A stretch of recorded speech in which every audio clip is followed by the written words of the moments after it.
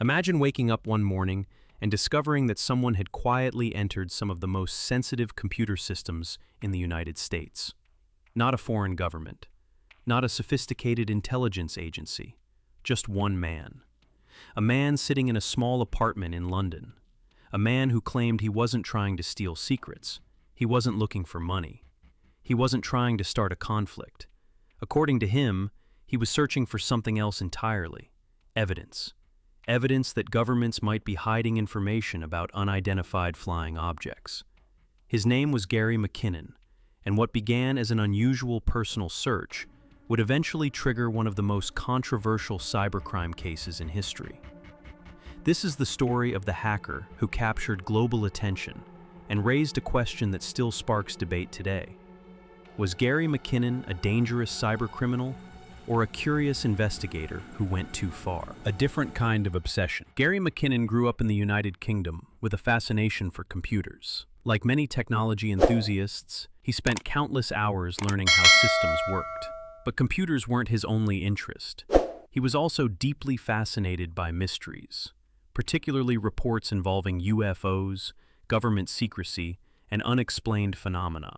Throughout the 1990s, the internet made it easier than ever for people to explore these topics. Forums, websites, and online communities were filled with theories and discussions. Some believed governments possessed information that had never been revealed to the public. Gary became increasingly interested in these claims. Over time, he developed a belief that somewhere inside government databases, there might be evidence supporting them.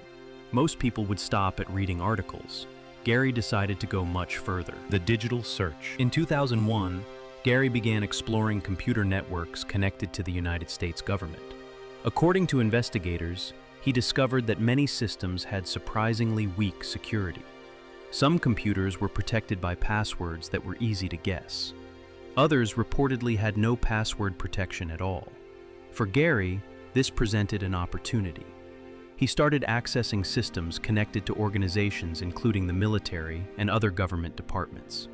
Over the next several months, he moved through numerous networks. Investigators later alleged that he accessed dozens of government systems. What made the situation extraordinary was not just the scale, it was his explanation. Gary consistently claimed that he wasn't searching for military secrets. He said he was looking for evidence of advanced technologies and unidentified flying objects. According to him, he believed certain files might contain information hidden from the public. Whether those claims were true or not, authorities saw something very different. From their perspective, unauthorized access to government systems represented a serious security concern. And eventually, they noticed the discovery. As investigators examined unusual activity across multiple networks, they began tracing the source. Digital footprints can be difficult to hide completely. Over time, evidence pointed toward a single individual, Gary McKinnon. The investigation quickly expanded. Officials described the intrusions as one of the largest military computer breaches ever uncovered at the time. Reports suggested that some systems experienced disruptions. Certain files and settings were allegedly affected during the intrusions. Government agencies became increasingly concerned about how someone operating from another country had managed to gain access to so many systems. The case soon attracted international attention. What had started as a private search had evolved into a global cybersecurity story, and the consequences were only beginning. The extradition battle.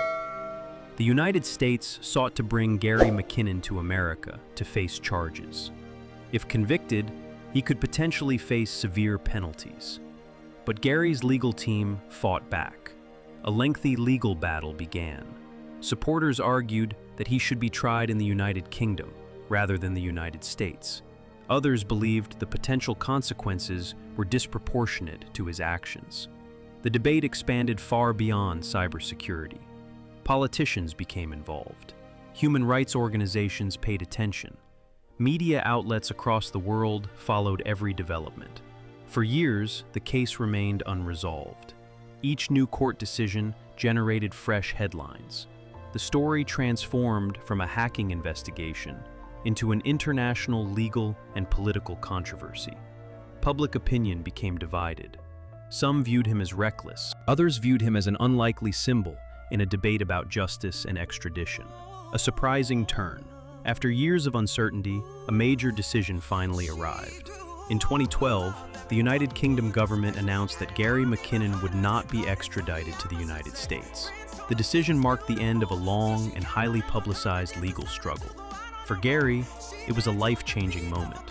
For many observers, it represented one of the most significant extradition controversies of the modern internet era. Yet even after the legal battle ended, questions remained. What exactly had he found? Had he uncovered anything unusual? Or had years of speculation created a mystery larger than the facts themselves? Those questions continue to fuel discussions today. The legacy. Regardless of how people view Gary McKinnon, his case left a lasting impact.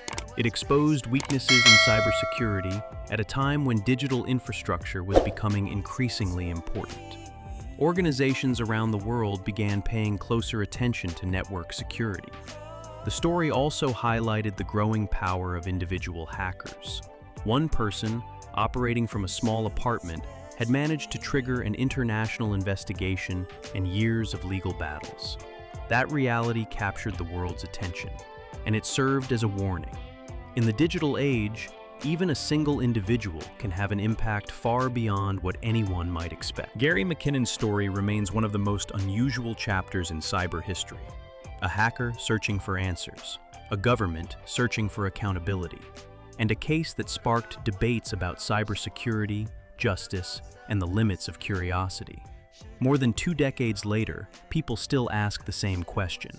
Was Gary McKinnon uncovering a hidden truth, or chasing a mystery that was never there? The answer may depend on who you ask, but one thing is certain: his story became part of internet history, and it remains unforgettable.